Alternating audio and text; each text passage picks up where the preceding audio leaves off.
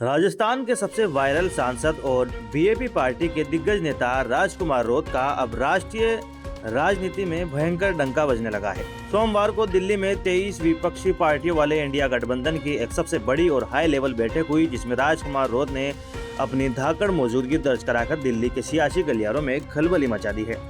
बंगाल की पूर्व मुख्यमंत्री ममता बनर्जी के बुलावे पर हुई इस बैठक में बीजेपी सरकार को घेरने के लिए विपक्ष ने 5 भयंकर मुद्दों पर सहमति बना ली है, जिसमें शिक्षा मंत्री के इस्तीफे से लेकर सुप्रीम कोर्ट के चीफ जस्टिस को पत्र लिखने तक का मास्टर प्लान शामिल है। आखिर दिल्ली के इस बड़े मंच पर राजकुमार रोत ने डूंगरपुर बांसवाड़ा की कौन सी गूंज उठाई है और विपक्ष का ये 5 सूत्रीय एजेंडा क्या है, चलिए देखते हैं।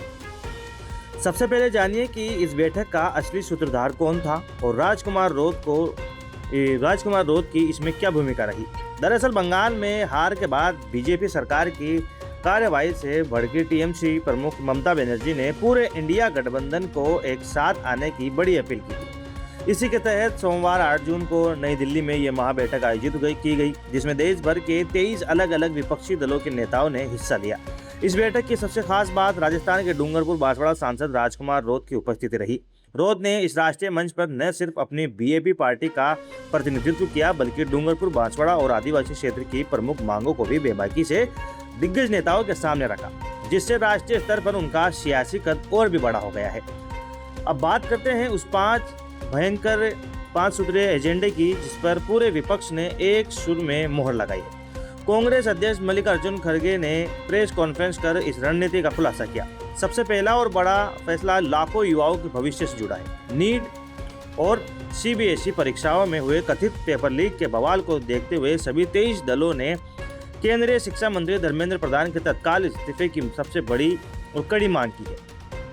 विपक्ष ने साफ कर दिया है कि छात्रों के भविष्य से खिलवाड़ किसी भी कीमत पर बर्दाश्त नहीं किया जाएगा। इसके अलावा देश की बिगड़ती आर्थिक स्थिति, भयंकर बेरोजगारी, महंगाई और किसानों की समस्याओं के साथ साथ कमजोर वर्गों पर भी हो रहे अत्याचार के मुद्दों पर केंद्र सरकार से तत्काल सर्वदलीय बैठक बुलाने की मांग की गई। विपक्ष का हमला सिर्फ शिक्षा और अर्थव्यवस्था तक सीमित नहीं है, बल्कि निशाने पर चुनाव आयोग भी है। गठबंधन ने एक बेहद कड़ा फैसला लेते हुए तय किया है कि मतदाता सूची के विशेष गहन पुनरीक्षण, एसआईआर और वोटर लिस्ट में कथित हेरफेर के गंभीर मामले में सीधे सुप्रीम कोर्ट के मुख्य सीजेआई सूर्यकांत को एक विस्तृत पत्र लिखा जाएगा। इसके साथ ही अंडमान निकोबार द्वीप समूह के संरक्षण का मुद्दा भी इस बैठक में प्रमुखता से उठाया गया।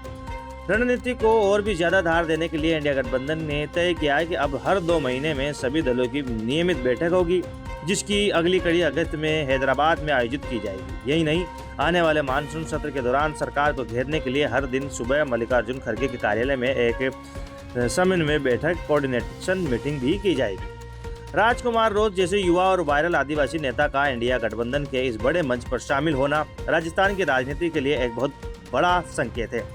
वहीं विपक्ष का ये 5 सूत्रीय प्लान साफ बता रहा है कि आने वाला मानसून सत्र भयंकर तूफानी होने वाला है। क्या आपको लगता है कि राजकुमार रोत के राष्ट्रीय राजनीति में एक्टिव होने से राजस्थान के आदिवासी इलाकों की आवाज़ और मजबूत होगी? और क्या पेपर लीक मामले में शिक्षा मंत्री को इस्तीफा दे देना चाहिए? अपनी बेबाक राय कमेंट बॉक्स में जरूर बताइएगा। राजस्थान की राजनीति और कई अपडेट रहने के लिए सब्सक्राइब करें हमारा चैनल रॉयल पत्रिका। जय हिंद।